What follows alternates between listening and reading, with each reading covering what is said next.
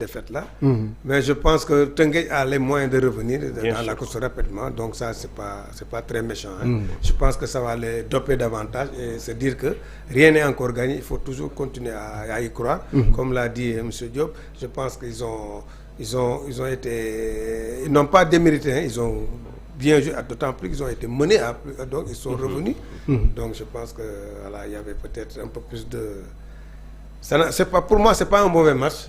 Donc il va falloir s'appuyer sur ce qui n'a pas marché pour leur permettre de rebondir. De rebondir surtout. Ce qui ne marche pas, c'est surtout du côté de l'AS Pikine qui a perdu le derby de la banlieue le week-end dernier, qui perd encore ce week-end face à Dakar Sacré-Cœur. En tout cas, 1-0 but de Mangone Ndiaye. 14e minute et Pikine n'a pu revenir au score. Ça ne va pas pour ces banlieuseurs-là. Ouais, pour les banlieuseurs, ouais, comme vous dites, n'oubliez pas que Guédiawaye a fait un bon résultat. Ils sont dans la banlieue. Mais pour Pikine, je pense que le problème n'est pas trop profond. Pikine, c'est juste... Parce que ça joue bien. Ça joue bien. Le contenu, ils ont un contenu très, très intéressant. Bon, moi je me dis que les transferts arrivés départ du mercato n'a pas encore été effectif, puisque ces transferts n'ont pas encore... Le greffage n'a pas encore pris.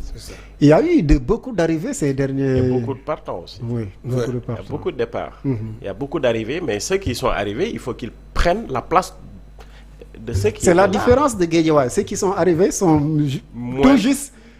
pratiquement bien intégré. Merci beaucoup, c'est ça. L'intégration du côté de Guédiawaye a été plus rapide. Parce que le coach est arrivé bien avant le mercato. C'est comme si c'est lui qui avait fait venir ceux qui sont... Et il a fait venir ces joueurs du Casa Sport. L'essentiel, voilà.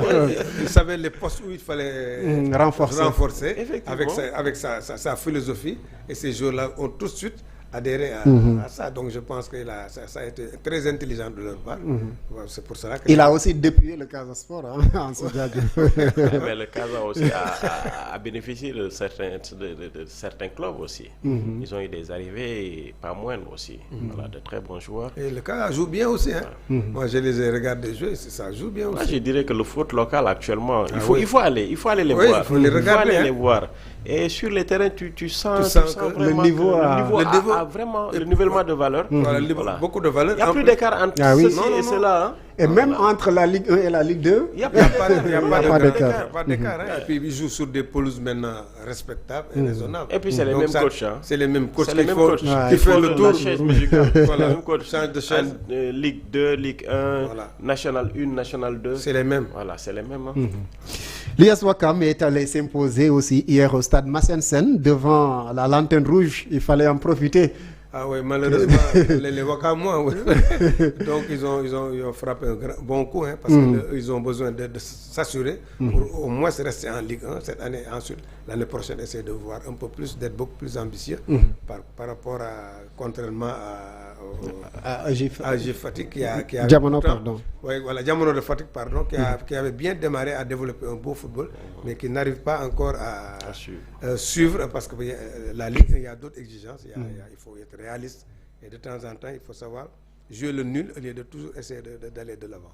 Et ce duel des promus qui tourne à l'avantage peut-être du plus méritant, parce que même dans le classement, ça se voit que Ouakam, sauf surprise, peut jouer les maintiens tranquillement. Oui, mais vous savez, c'est pas juste que Ouakam est devant.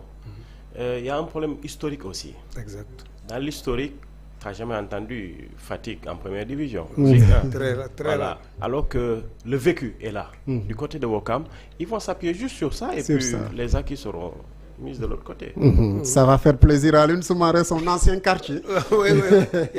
Il a d'autant plus raison que la première année où on a vu une équipe de Fatick en première, c'était en 1978. Et c'est là où on avait élargi, donc pour permettre à chaque localité d'avoir au moins un représentant. Voilà, mais ils sont descendus aussitôt depuis lors. C'était le flou total. Et ils sont partis peut-être pour y retourner. Ils sont bons derniers, ces joueurs donc de Fatick. Ce dimanche à l'instant, l'US Gorée qui reçoit donc la Sonacos Génération Foot, qui reçoit Denis Biram à Thiès, pardon. Parce qu'ils sont obligés de recevoir à l'extérieur l'équipe de la Sonacos, qui fait de très belles choses aussi depuis quelques temps. Sonacos, ils sont intéressants. Ils ont des gosses vraiment talentueux. J'ai été les voir à 2 reprises. Voilà, ils sont intéressants. Et puis ils travaillent bien avec... Il y a un tremplin qui est en train de se faire entre le club et leur centre de formation. Et vraiment, ça commence à prendre quoi. C'est huilé quoi, comme l'huile.